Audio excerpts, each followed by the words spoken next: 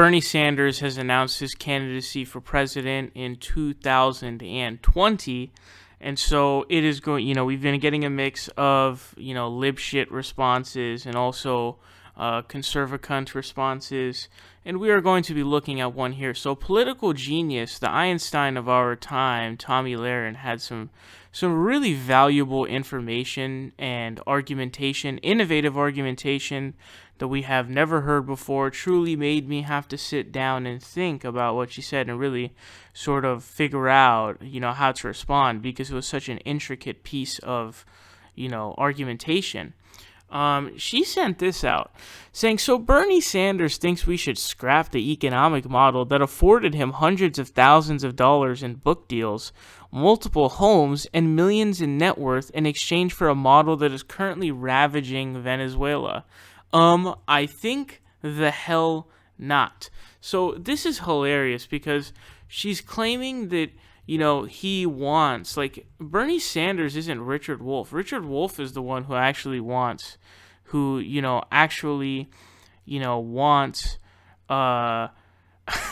what he says, a fundamental change in the economic system, because he wants to have essentially worker co-ops everywhere.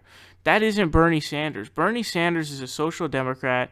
He is in no way calling for any sort of, scrapping of the current economic model. He supports the current economic model. He wants to beef up the welfare state. He wants to be more like literally any other more modern industrialized nation, because we come in very low when it comes to healthcare results, because our healthcare system is garbage.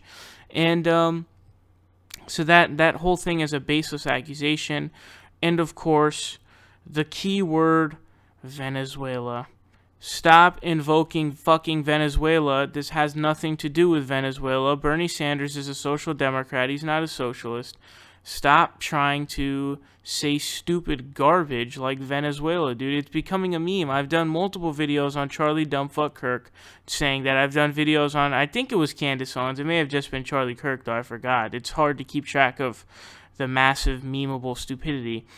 But let's also look at the whole multiple homes thing. The $100,000 in book deals. I don't even know what that has to do with whether or not Bernie Sanders supports these positions or not, and whether or not, he supports higher taxes or any of these kinds of things. There's some sort of false notion that, if you've got some money, that you, therefore, are unable to then be the president who supports legislation upping taxation and putting in place Medicare for all. It has nothing to do with it. Nothing whatsoever. But this multiple homes talking point, he has 3 quote-unquote homes. He's got a residence in D.C. because he's a fucking senator. That's where he works, dipshit. And then he has, I think it's like a condo in Vermont. Or maybe that's flipped, I forgot. But he has a residence in Vermont because that's where his constituency is. See, dumb fuck. When you're in Congress, you have to have at least 2 residencies unless you want to sleep in your office. And there are stories of congressional members doing that, because you have to be in both D.C. and in your, where your constituency is. That's your fucking job.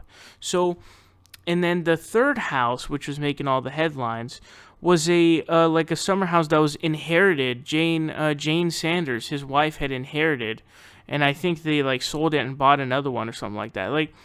Buying a $600K house, which I think it's in Vermont. I don't know what the housing prices are like in Vermont, but in California, $600K, I mean, you could still be middle class. And in fact, a lot of people are middle class who have $600K homes, because housing is so expensive in California. Just because you have $600K house doesn't mean that you're somehow no longer even compatible. I don't understand that even in the slightest. She also sent out another very stupid thing about Bernie Sanders as well, and she said, know the problem with making everything free? It's not free. It's not free for tax-paying neighbor has to pay for it. The well-meaning morons who support Bernie can't wrap their minds around it. Well, put down the weed and pay attention. Okay, so listen, man. The fucking irony of Tomi Lahren saying well-meaning morons can't wrap their minds around it. And this is the thing, dude. And I think there's even like a libertarian talking point, which is embarrassing because libertarians are supposed to be, at least in theory, not as dumb as these kinds of conservatives. And I don't know if Milton Friedman, I think Milton Friedman would say that shit a lot too. I don't know. But we know it's not free, diphthong. It's free at the point of access. That's the whole point. So free college education should be free at the point of access. We all pay taxes that then reverts into paying for that. You're right, dipshit.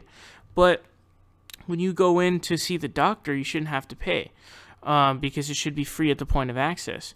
But our tax dollars that are paid into the system should be rerouted to pay for those specific things. That's how this shit works. So when we say it's free, we mean free at the point of access. And it ends up saving, and the study showed that, if we were to up taxes for Medicare for all, the average family would save 5 G's a year because they would no longer be spending money on premiums. So how can you be so stupid? Tomi Lahren is legitimately one of the dumbest people in the conservative movement.